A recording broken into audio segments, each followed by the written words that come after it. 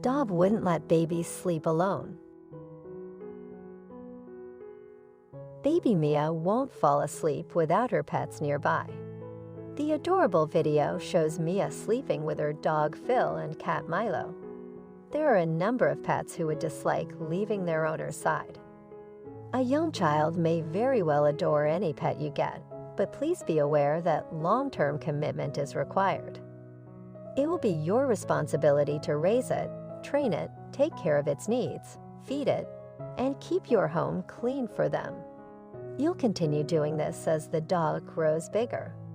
So as long as you want the pet and you'll enjoy it and get pleasure from having it, any pet will basically work. If your child would also enjoy and benefit from taking ownership of the animal, that's an added bonus. But if you have a smart, curious, engaged child and you do things like have them to help you train the dog, then they tend to catch on a lot faster than most adults do and become really good pet parents. According to Mia's mom, her bedtime routine has changed significantly in the last couple of weeks. Mom fears that she may be going through her terrible twos and hence the sleep challenges. Bedtime becomes a challenge, especially if the toddler starts shrieking, won't sleep, or you must run around after them. There's something about a routine that just rubs toddlers the wrong way. It's essential to create a calm environment and a bedtime routine to help the toddler to sleep. Mom plans to limit daytime naps to help Mia sleep better at night. Mia prefers to lie on Mom's and Dad's bed to fall asleep, flanked by her pets. She refuses to sleep unless these conditions are met. The pets, a cat and a dog, are helping Mia wind down and eventually fall asleep. It makes for adorable viewing to see the cat and dog sleeping on either side of Mia in bed. The pets are not eager to leave the room when Mom and Dad move Mia to her baby cot.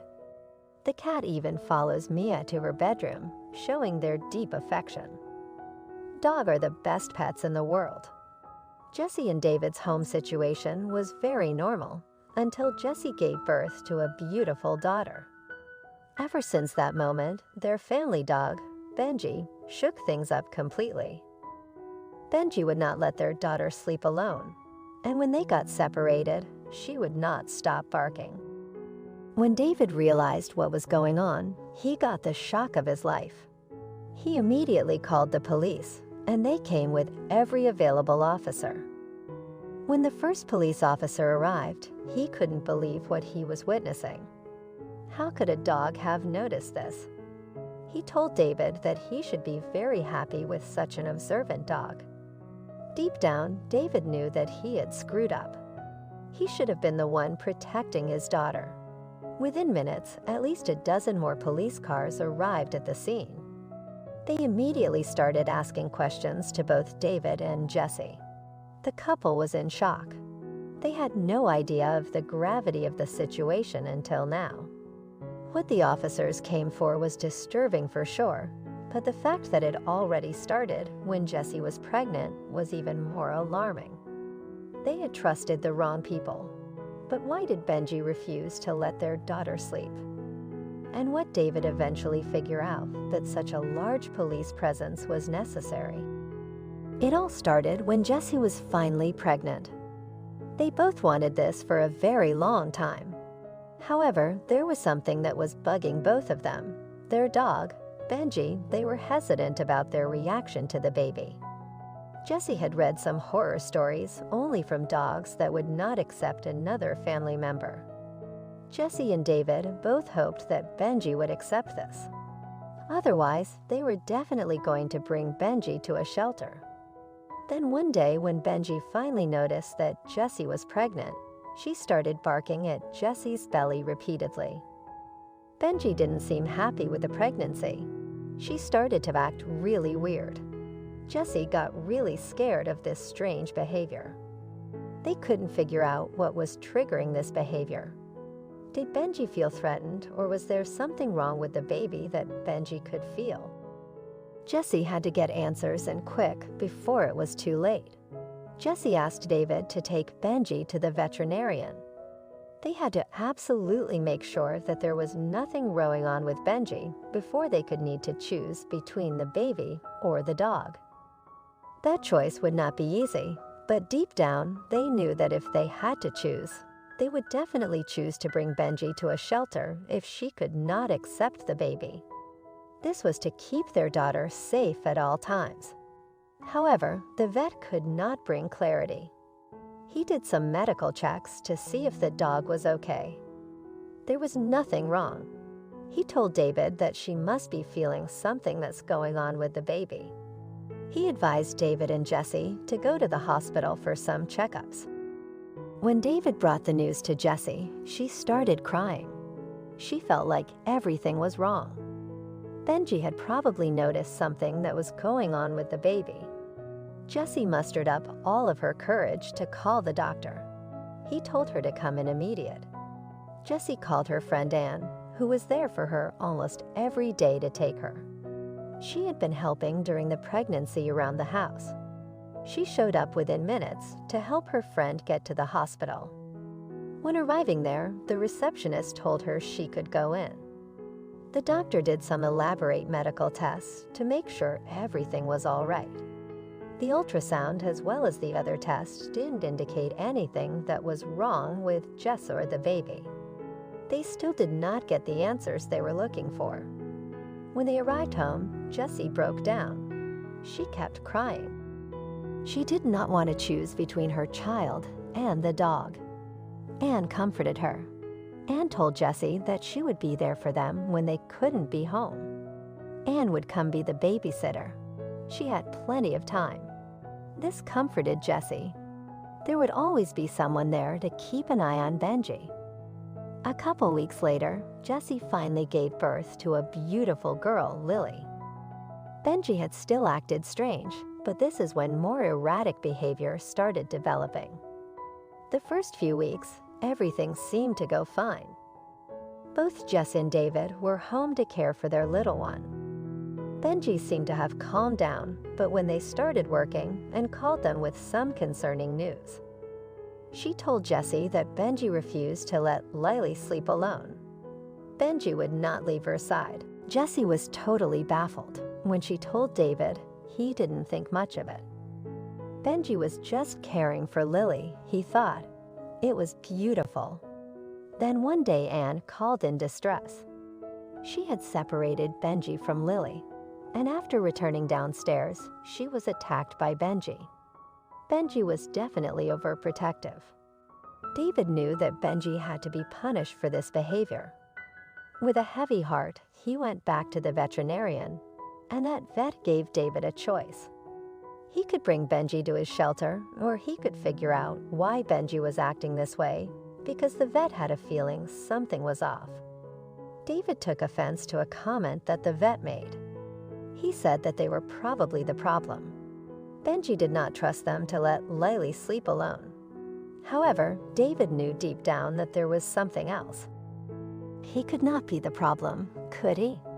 For a while, they decided to observe Benji together with Lily. Lily seemed to love the dog, and Benji definitely loved Lily. They could not say goodbye to Benji because she was overprotective. The problem was every time that David would bring Lily to bed or Lily fell asleep, Benji would be at her side. David just accepted the situation until one day, Anne called that she was bitten by Benji. This gave David a sudden realization. David realized that Benji had only reacted really strangely when Anne was around. Benji was calm when she was not around. Anne must be the problem, he knew it. Jessie told David that he must calm down, but she refused to let David do anything erratic. Jessie told David that Benji refused to let Lily sleep alone at night as well, so Anne couldn't be the problem, could she? Jessie came up with a genius idea. She told David to install some cameras around the house to keep an eye on Benji and Lily. This would definitely get some more answers. They could even keep an eye on Anne during the day. Annie seemed to be hesitant about David installing cameras in the house. She asked if it was necessary and what caused this. David thought this was very suspicious. He already did not trust her, and now she started asking all these questions. When David reviewed the first few days of footage, nothing seemed out of the ordinary. Benji was still very protective. Benji constantly kept an eye on Anne. It really started to look like Benji did not trust her. David wanted to confront Anne. David had to do this without Jessa knowing. They were best friends after all. David got himself really mad and yelled at Anne, "What are you doing to my daughter?" Anne was totally caught off guard. She assured David she had no bad intentions. Anne fired back at David. She was furious. How could she have done anything? That stupid dog behaved like this ever since Jessie was pregnant, and she was not even around during the night. Then Jessie came home. Jessie got really mad at David for confronting Anne like this. She could not believe that he was accusing her best friend of being a threat to Lily. Jessie gave David an ultimatum. Either figure it out quickly or get rid of Benji. David realized that very moment that Anne had said something that would give him all the answers he needed. Benji reacted the same way at night. He had never reviewed the night footage, but now he definitely will. David started up the software. He gasped when he realized that every single night the recordings were wiped off the hard drive. There was definitely something really strange going on here, but what? He decided to make a separate encrypted backup every day for the night recordings. David now knew for sure that he was going to get to the bottom of this. Benji had probably noticed something that neither he nor Jessie could sense. The very next day, David was eager to watch the footage. His suspicions soon got confirmed when he loaded up the recordings. The footage of the baby's room was disturbing. He saw something entering through the window. David was in complete shock. He felt his heart pounding in his chest. When he reviewed more of the footage, he was even more shocked. He had to quickly call the police before this gets out of control. David explained what he had seen. They told him that they would immediately send all available officers to his home. David knew he had just discovered something huge, but what warranted such a huge police presence? David called Jessie to come home, and within minutes he heard sirens outside of his house. The first officers had arrived. Jessie arrived home as well. She demanded an explanation. When David showed her the footage, she fell on her knees. Why? An officer told Jessie and David that they had to be proud of their dog for sensing this. They reviewed the footage and immediately asked David more questions about their home situation. He explained their dog's behavior and reaction to Anne. This triggered the officer. "Where is she?" he asked. They wanted to ask her questions. He gave them her number, but she could not be reached. Where was Anne? They asked for more information, and Jessie told them everything they wanted to know. Meanwhile, Benji was upstairs with Lily. When officers entered the room, she immediately ran over to the wall and started barking at it. It looked like Benji wanted to tell the officer something. There was something hidden in the wall. They used a sledgehammer to destroy the wall. They destroyed the wall without even asking David or Jessie. There was a hidden compartment behind the wall. What was going on here? Without hesitation, they pulled everything out of there, including a safe. They had to get a safe cracker. In the meantime, other officers were running a background scan on Ann Anderson. What they came up with shocked Jessie and David. There was no Anne. She was not findable in a database, nor was she ever registered anywhere. This person, whoever it was, fabricated her whole life. Jessie broke down. She had known her best friend for over 10 years now. How could this be happening? What was in the safe? Eventually, a safe cracker arrived and Benji, in the meantime, kept barking at the safe. She also kept a close eye on Lily. She smelled something. When the safe cracker was finally done, they realized the gravity of the situation. A whole bunch of money, jewelry, documents, and passports were found inside the safe. When opening one of the passports, the officers recognized the person. Jesse screamed, "That's Anne." They found a hidden stash from Anne. The police captain came to Jesse. He told them that they were dealing with an international spy named Elizabeth Holmes. She was wanted in 17 countries for espionage. Jesse was shocked.